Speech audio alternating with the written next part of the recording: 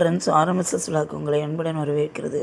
மாடி தோட்டத்தோட தரைதளத்தை சுற்றுப்புற சுவரையும் நம்ம வீடு கட்டி ஒரு 6 வருஷம் 7 வருஷம் கழிச்சு எப்படி நம்ம பாதுகாக்கணும், நம்ம தரைதளத்தை பாதுகாத்தா தான் கீழ் உள்ள வீடுகள் சேஃபாக இருக்கும். அதனால் நம்ம மாடி தோட்டம் வைக்கிறது பெருசில்லை.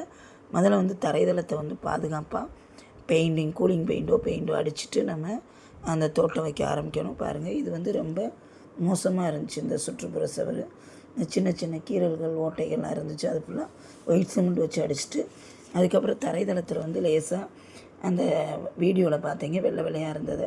லைட்டாக கீரல்லாம் ஃபுல்லாக ஒயிட் சிமெண்ட் வச்சு அடைச்சிட்டு, அந்த பாருங்களேன் பெயிண்ட் அடித்த பிறகு அந்த கீரல் எல்லாமே மறைஞ்சிருச்சு.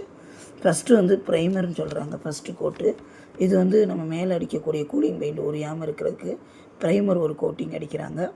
அப்புறம் 3 கோட்டிங் தரைதளத்தில் ஃப்ளோரிங் கோட்டிங், அதாவது கூலிங் பெயிண்ட் 3 டைம்ஸ் அடிக்கிறாங்க. அடித்து நல்லா காய விட்டு 2 நாள் அடிக்கிறாங்க நல்லா கூலிங் பெயிண்ட்டு. இது நல்ல ஹீட்னஸை குறைக்கும். நம்ம கீழே உள்ள வீட்டையும் கூலிங்காக வச்சுக்கிறோம். நம்ம எவ்வளோ வெயில் காலத்தில் போனாலுமே அவ்வளவு கூலிங்காக இருக்குது. நடக்கிறதுக்கு ஒயிட் ஃப்யூராக இருக்குது. கொஞ்சம் இது மழை பெய்ய அழுக்கப்பட்டாலும் கொஞ்சம் சேமாக ஃப்யூர் ஒயிட்டாக தெரியும். பாருங்களேன், இப்போ நம்ம செடியெல்லாம் வைக்கிறதுக்கு ஏதுவாக இப்படி அமைச்ச பிறகு தான் நம்ம மாடி தோட்டத்தை கொஞ்சம் கொஞ்சமாக இது மேலே உருவாக்கணும். ஏன்னா தரைதளத்தை கண்டிப்பாக பேஸ்மெண்ட்டை பாதுகாக்கணும். பாதுகாத்தா தான் தண்ணி அந்த மழை தண்ணி போகிறதுக்கு அந்த குழாயெல்லாம் சேஃபாக வச்சுட்டு, அப்புறம் நம்ம வருஷத்துக்கு ஒரு தடவை இப்படி கூலிங் பெயிண்ட் அடித்தா நம்ம தரைதளம் பாதுகாக்கப்படும். நம்ம செடி வச்சாலுமே அது கூலிங்காகவே இருக்கும், ஹீட்னஸை குறைக்கும். நான் இப்போ வீடியோ எடுத்தது பாருங்கள், அந்த நிழல் கூட தெரியும் நான் எடுத்த வீடியோ. அதில் நான் செப்பல் போடாமல் தான் நடந்தேன். அவ்வளவு கூலிங்காக இருக்குது.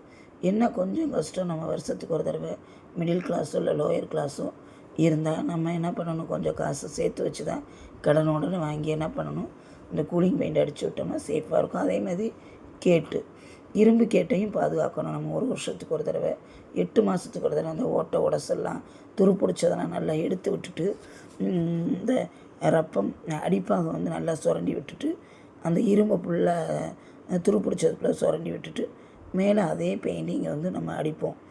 அடித்த பிறகு நம்மளுக்கு சேஃபாக இருக்கும் ஒரு வருஷத்துக்கு. அதனால் அந்த துருவை எடுத்து விட்டுட்டு நம்ம அடித்தோம்னா, இங்கே பாருங்கள், இது வெளிக்கேட்டு ரொம்ப மோசமாக இருந்துச்சு. நான் 8 months 1 yearக்கு ஒரு தடவை கண்டிப்பாக கேட்டை மட்டும் அடிச்சிடுவேன். அவ்வளோ மோசமாக இருந்துச்சு. இது பெயிண்ட் அடித்த பிறகு எடுத்தேன்.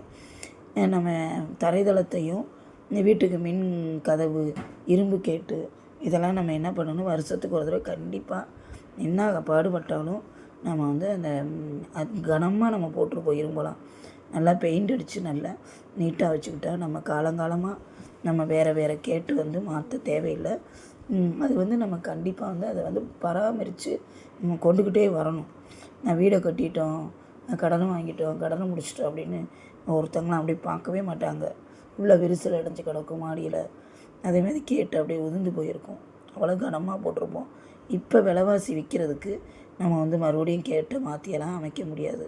அதனால் நம்ம ஒரு வருஷத்துக்கு ஒரு தடவை பெயிண்டை கண்டிப்பாக மொட்டை மாடி தளத்தையும் தரைதளத்தை பாதுகாக்கணும். கஷ்டப்பட்டுனாலும் அதுக்கப்புறம் கேட்டு துரு பிடிச்சிருந்தாலுமே நம்ம ஒரு 1 yearக்கு அப்புறம் நம்ம கண்டிப்பாக பெயிண்டை துரு பிடிச்சதெல்லாம் எடுத்து விட்டு நீட்டாக அடித்தா நம்ம மாடி தரைதளமும் நம்ம வீடும் கண்டிப்பாக 100% பாதுகாக்கப்படும். ஏன்னா கஷ்டப்பட்டு நம்ம அவ்வளவு கடனோடனே வாங்கி இன்னமும் லோன் ஓடிக்கிட்டே இருக்கும். அப்படி கட்டிய வீடை நம்ம கண்டிப்பாக பாதுகாக்கணும்.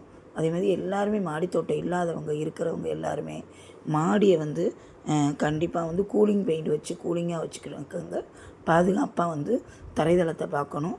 இங்கே பாருங்கள் எவ்வளோ நீட்டாக இருக்குன்னு அடித்த பிறகு அவ்வளோ கூலிங்காக இருக்குது. இது மேலே நீங்கள் செட் பண்ணி என் மாடித்தோட்டத்தை, அதனால் கண்டிப்பாக தரைதளத்தையும் மாடித்தோட்டத்தில் மேலே அமைக்கிறதுனா இப்படி செட் பண்ணிவிட்டு நீங்கள் தொடங்கலாம். கூலிங்காக இருக்கும். செடிகளுக்கும் பாதுகாப்பு, செவருக்கும் பாதுகாப்பு, வீடுக்கும் பாதுகாப்பு.